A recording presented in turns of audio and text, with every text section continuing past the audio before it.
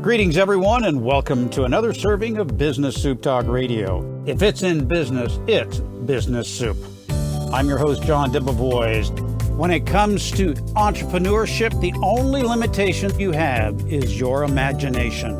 Our guest today is an entrepreneur, and she had a vision from long ago. Suzi Vlietstra is joining us. She is the founder of a fashion company. It's called Hobby Horse. As an entrepreneur, we identify them all the time. Find a niche, find a passion, and then see how you can improve it.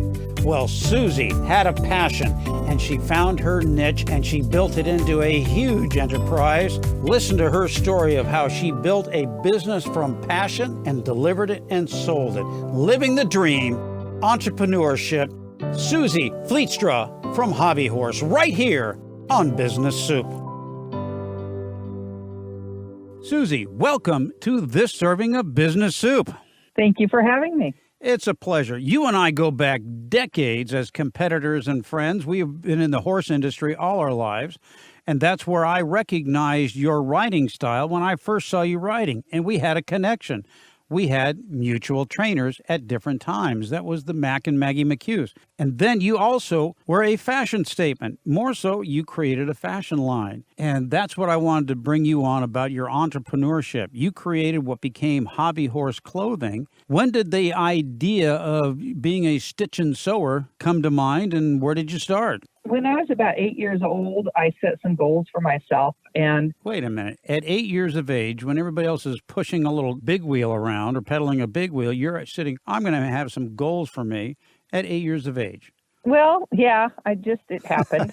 Those goals included, I wanted to have a horse-related business because I had the horse crazy gene, and I wanted to own my own building, and I wanted to have a mail order business. I wanted there to be a mail order element.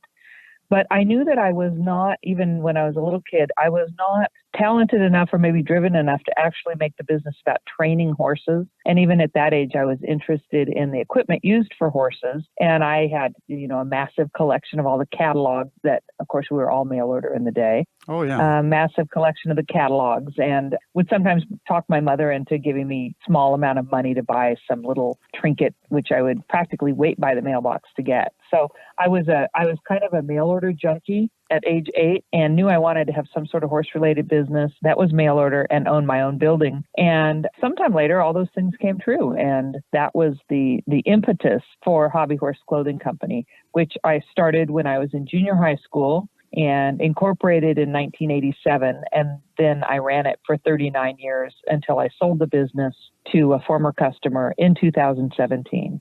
Wow. So you started off at a very young age, and then you started in school what became Hobby Horse, a clothing line. What was the direction you were going? Anybody could just walk into a tack store, as I did, and buy a shirt off the rack or whatever it is we needed. We could go into the local tack store. What made you different? I looked at the existing business over time, and as a horse show competitor myself, being involved in a sport or a hobby or a business situation and seeing a need is the mother of all invention, I sort of think. And so as a horse show competitor myself, I realized that there were two options for the equipment that we needed. And when I'm talking about the show clothing, it's the apparel that you wear when you're being judged in the horse show, right, not necessarily the practice clothing. And it's sort of a separate genre than the saddlery, than what we call tack, the bits and bridles and things that go on the horse. So we're talking about rider apparel for competing Western style. Barn attire, it makes us look more like we're homeless than horse owners when we're out in the barn. But when we go in the ring, we are dressed to the nines, and you took it step higher with Hobby Horse. I like to think we kind of dressed people to the tens, but at the time, kind of what existed, the options were to go to a Western wear store and buy something off the rack, or to have things custom made by the equivalent of almost having a wedding dress or a prom dress or something made.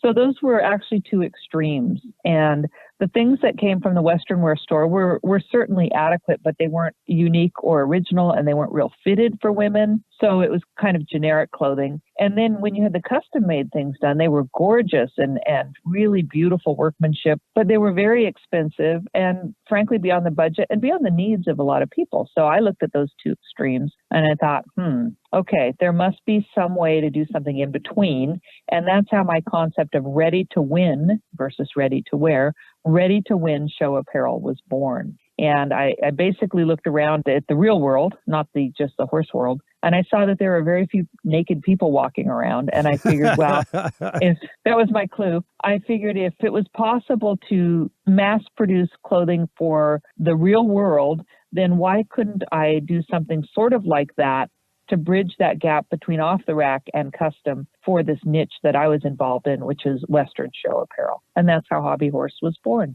In my audience's knowledge of how my businesses came about, I've always told them you don't have to reinvent the wheel. All you need to do is come up with a spoke that puts it in the wheel and make it turn faster, smoother, easier. Yes. And what you did, you took on the fashion industry. You were in an industry, and I talk about this all the time. Pick whatever it is you're in and figure out how you can make it work better without reinventing the wheel. And in my case, I used technology, which I knew nothing of. I knew where it could be. You were already in an industry, both one that we both shared, and that's the horse industry and being very competitive. And you saw the opportunity to put another spoke in that wheel, so to say, and come up with a fashion line that was, as you called it, and I love the tag of the branding, ready to win. Yes, that's exactly what I did. So you must have used yourself as the model. And did you make your own clothes and then and then you built the business off of that? Yes, it started from my own need. And I think that's really the seed for so many businesses and so many innovations is just basically problem solving. And you're usually pretty close to the problem to realize it is a problem and needs solving. So there I was in the horse biz needing the apparel to be competitive and not having the budget to have it custom made. And it was a logical step for me because my mother was a sewing teacher. So we had fabric draped all over the place and there were sewing machines galore. And sometime when kind of the early days, shortly before I started Hobby Horse, my mom also started a costume rental business, which she started in our house. And it's now one of the biggest costume rental places in California. So the idea of costuming and clothing and sewing and creating was obviously close at hand, like in the next room. So it was a very easy step to say, okay, we need these things. They don't exist. Let's create them. And that's what we did. When you mentioned costume, I've had guys that were outside the horse world and they would see me dressed as the cowboy that I am. And they asked me, why the costume? And I looked at them and I said, being a cowboy is not a costume. So you went from the background, the family background of the stitch and sew, the costumes. It was a natural for you to go into creating your own line. What did the first outfit that you made that evolved into the Hobby Horse brand, what did it look like? Oh, it was beautiful to me at the time. And I wouldn't be surprised to find out there's still some kid wearing it around somewhere. And it would not be beautiful to my eye now. And I actually got a more specific start than what I mentioned, which is the very first items I started making myself were chaps. So out west, we say chaps. In the east, people might say chaps. Chaps, yeah. The leather leggings that cowboys wear that are protective in origin. And theoretically, they say to protect you from the chaparral, but we don't know the origin exactly. Anyways, I was making chaps and I was making horrible chaps. They were really tricky to make. They were not pretty. It's a flat piece of leather that has to fit a very curvy part of a person's body. And there was a lady in our area who was a superb chap maker. And finally, somebody said, just call her. She's really nice. She'll help you. And I called her and she said, come over and I'll show you how to make chaps. And that, 1-minute conversation changed the rest of my life.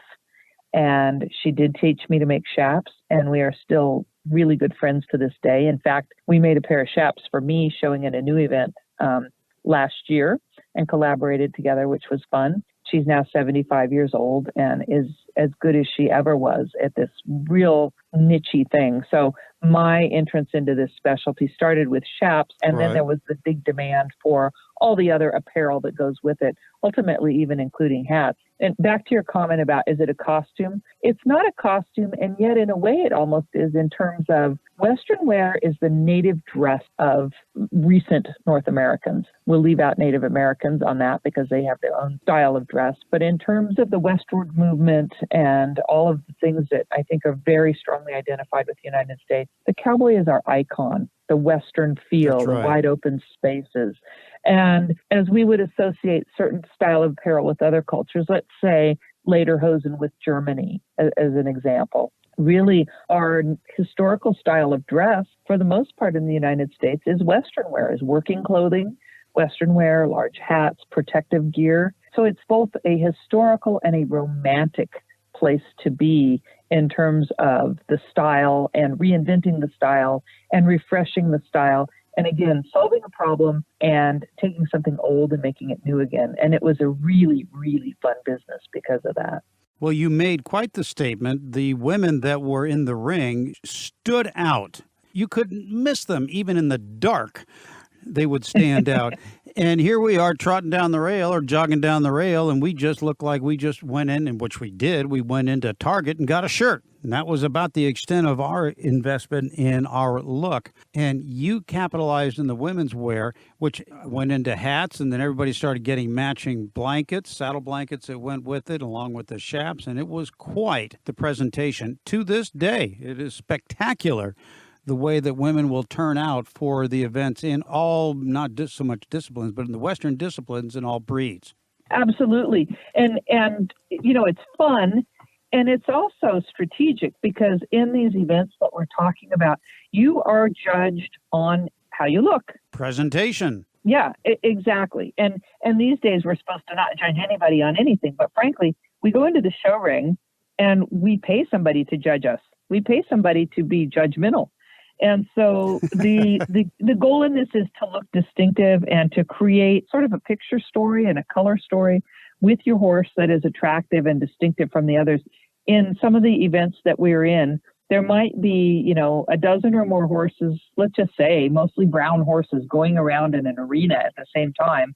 And if you use color and line and design well, you create a very distinctive and attractive color story with your horse. And that immediately gives you an advantage in this judged event. That's right. Certainly, it benefits the competitor to present an attractive and original and distinctive presentation in the show ring. And that's part of what the business was about. And your business model can be applied to any business or any fashion. I've got relatives that are in the motocross section, and they have their own line of clothing. Doesn't look anything like yours, but they have their own line of clothing. It could be anything. So I encourage everyone that listens to this show is entrepreneurship. Look at what you're doing today, and just like Suzi, capitalize on what you see and where can you make a small change. It's only like a couple degrees where you can change something and make money off of it. So in every business, there's the idea, the plan, the people, the execution, and the solution. Most of us go in there into business with an idea, and then we build the plan, and then we figure out, you know what, we might need some other people. Did you find that your business grew and you suddenly had to start hiring people to do other aspects that you had done all yourself? Absolutely. And the most critical choice that I made, which was just such a blessing in that, was I mentioned that my mother was a sewing teacher, and you know, I met up with the shap maker lady, and I was fine at making the shaps, but I really wasn't that good of a seamstress or a tailor. And my mom, being a sewing teacher at the time, had a gentleman in one of her classes who was a recent immigrant to the United States and was a master tailor. And he was taking her tailoring classes just to learn English because he certainly did the tailoring. And he and I got into business together, and he knew nothing about this specialty, but he knew how to make clothes. And together he and I developed patterns and fit and style. And initially we did custom business for several years together, one-of-a-kind custom measurements.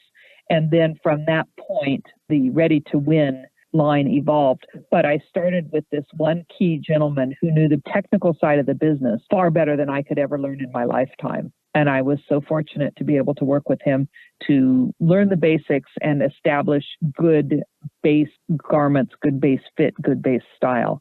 So I would advise anybody in a business is hook yourself up with a master if you can, who knows not the breadth of the business, but knows the depth of the specialties that you're going to have to absorb. I couldn't say it any better. And I know for a fact in my own experiences that if I didn't do it right, there was always a government agency that would come along and remind me of how I did it wrong. This is true. Did you ever encounter any governmental agency that walked through the door and said, "We are here to check out your business, Suzi. What do you got?" Yes. Over a period of time, as the business evolved and we started making bigger quantities of things, and keep in mind, our biggest cuts that we would make were still considered sample size cuts in the garment industry at large. So we were a very small manufacturer. I was fortunate to end up being a big fish in a small pond in the niche I was in, but overall in the garment business, I was a tiny fish in a big pond. And I live in the Los Angeles area, which has far more garment manufacturing than anywhere else in the U.S. It's a big business. It's a huge component of California's economy. And it historically been a business that has had a lot of abuses, immigrant labor and... Well, sure, sweatshops and such. So were you checked out for operating a sweatshop? There's a lot of rules and regulations, which we did our very best to follow, because who wants the hassle? And at one point, we had a small couple hundred garments in one factory that was seized by, this was many years ago. We had a small number of sample garments in a factory that was shut down for labor violations. So we were a minnow caught up in that net with a whole bunch of sharks. Okay, so your name was on their files, and so they just followed the path of water and led them to you. Yes. They cast a wide net, and we were in it. And I learned a lot, worked my way through it. We were actually in compliance for what we'd done. The way the garment business works basically is you use contractors, because most apparel manufacturers don't manufacture year-round. I mean, if they're real big, they have their stuff in-house, but generally use outside contractors. You work by a series of contracts, and all parties need to adhere to it. And it's a complicated business with a lot of money going through it. And it often has some shady characters. So, I like to think I was absolutely unshady, but sometimes there's so many rules and regulations, it's hard to be in compliance. So that was my many years ago, one small issue with that. And we resolved it, and I learned a lot. And I think that the people that claimed they were harmed came out whole. But it was startling to be caught up in multi-million dollar businesses when I was a little pipsqueak business. So it can happen to anybody. And you just have to, do your best to educate yourself and try and stay on top of it. We're talking with Suzi Vlietstra from the business Hobby Horse, one that I experienced for many years as a competitor, not only her as a competitor, but the clothing line that she created, Hobby Horse. And it's an example of entrepreneurship. She recognized an opportunity. She filled a need. She had an idea at a very young age. And then she built upon that a plan and then discovered that she needed the people. You got an absolute master technician that didn't understand the business, but understood the technical aspect of making clothing. Now that you had this clothing, how did you go about getting it to the market? As my audience knows, distribution is the most important part of any business, because without it, you got nothing. So what did you do? It was an interesting time to be in business, most of the 1990s to about 2010, 2015, because that bridged the internet. So what we did initially was have a good mail order catalog, and I sold both direct to consumers and via dealers, which would be Western wear stores, let's say, or stores that cater to the equestrian marketplace. So we'd go to wholesale trade shows and sell to those stores who would then sell on to consumers. And we would also sell direct via our catalog, and then eventually via our website. We had a website in 1994. We were very early adapters of the internet. And I can still remember the first time I placed an ad in a wholesale trade magazine with my web address in it. The editor called and said, "There is a typo in your ad." And I said, "Oh." They said, "What is this?" It says, it's just gobbledygook. It says www.hobbyhorse.com. I said, "That is a web address." That's right. So we were very early adapters of that. But you in a small business, you need to hustle, and you need to cover the board in how you market and advertise. I did make a good decision early on this, which it could have been a bad decision, but ended up good, which was, I think you can either push things through a system or pull things through a system. And in our traditional Western business, the horse stores, it was usually a push through the system where you would go to the wholesalers only. They'd pick up your product and put it on their shelf and market it for you. I decided with my specialty niche, wanted to try and pull through the system. And to do that, I did reach out to consumers early and created catalogs that featured real people, not fancy models, but real people who we'd tell their little story in the catalog pages, and they weren't all size, 0 and all this. And so that became a bit of a wish book for people. We widely distributed those catalogs, hundreds of thousands at one point. And then that sort of translated later onto the internet. But we created a consumer demand the consumers would have an awareness of our product. Then they would go into the stores and say, we want Hobby Horse. And then the stores would see me at a trade show and say, my customers say that they want Hobby Horse, so sell me some Hobby Horse. So that's a kind of a classic example of a pull through the system. And in my case, it worked really well because it was such a niche product. So I would advise people, think about with your marketing, are you going to push it through the system, or are you going to pull it through the system, or some combo? But that's an important thing to think about. Your description of the push and pull reminds me of the interview I did with Rob Angel, my friend who created the world's most successful board game, Pictionary. And he was talking about how he got people same way. He was forcing the public who didn't know anything about his game to experience the game, and then the demand that was created by the consumer fell back into the distributors, and the stores were then calling him, hey, we need your game. Exactly. Same type of model. Yes. And an interesting thing for me in my business is because we bridged the catalog to internet time frame. So the internet is the ultimate pull through, and it's really radically changed all this. Yes. Where a product can go viral in a TikTok video and suddenly everyone has to have it. So that whole distribution model that has kind of been through the ages has been flipped on its head in the last 20 years.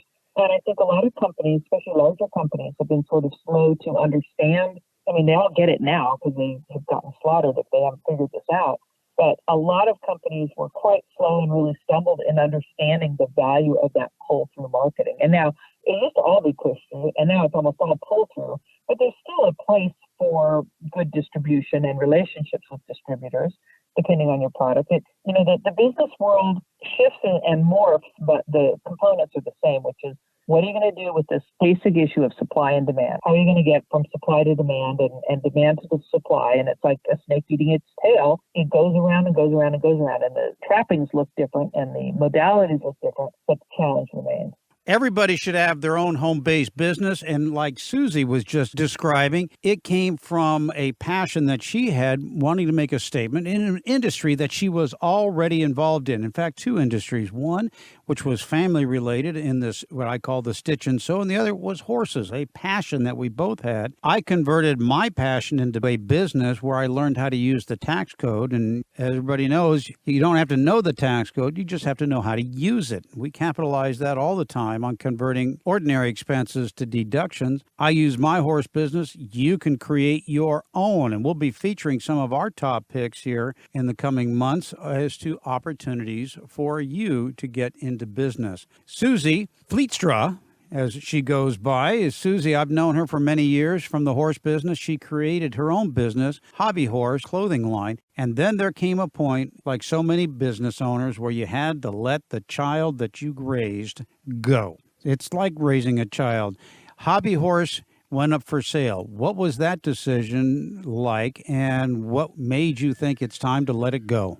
Well, I think like most entrepreneurs, or I actually call myself an entrepreneur because I've always been involved with horses. But anyways, like most small business owners or entrepreneurs, I often fantasized about selling my business and just stepping away and getting a real job, which of course I still never had a real job.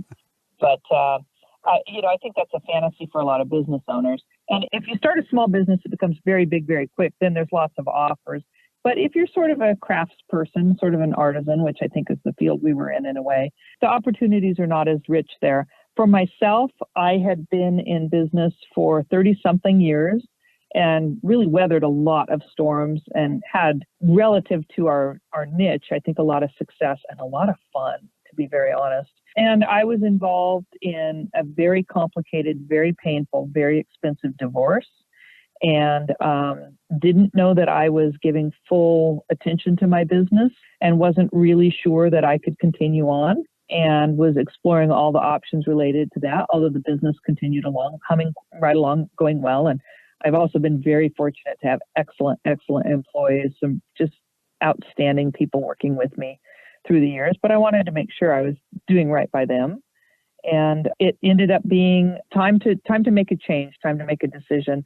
And through all that period, you need to get your business in shape to sell. And what I ended up doing was, I did speak with a business broker and we explored a few options there, but they really weren't the right thing at the right time. And slightly out of the blue, a former customer who had she was still a current customer since she was 7 years old, was looking for a career change and decided to buy the business. And once that decision was made on all our parts, it went smoothly. And she took over the business in beginning of 2018.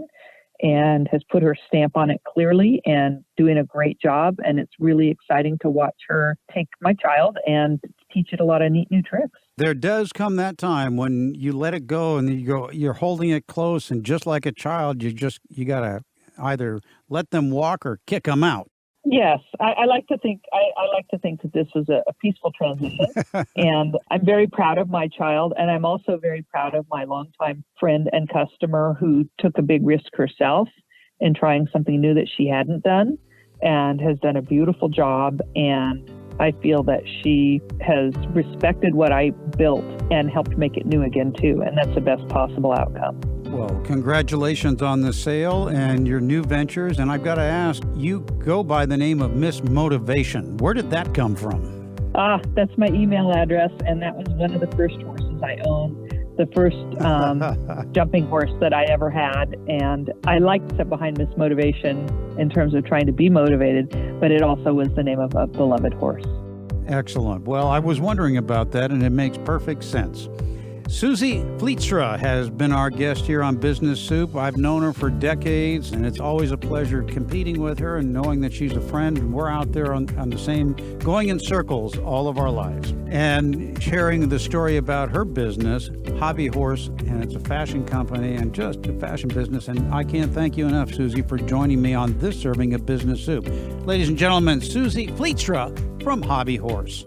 Thank you so much for having me, and I encourage everyone listening, chase your dreams. You just might catch them.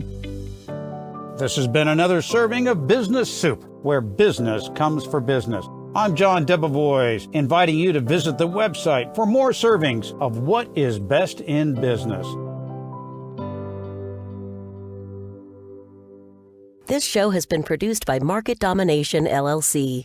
To discover how you can have your own show completely done for you and turn it into a real published book and become the authority in your marketplace, go to www.marketdominationllc.com.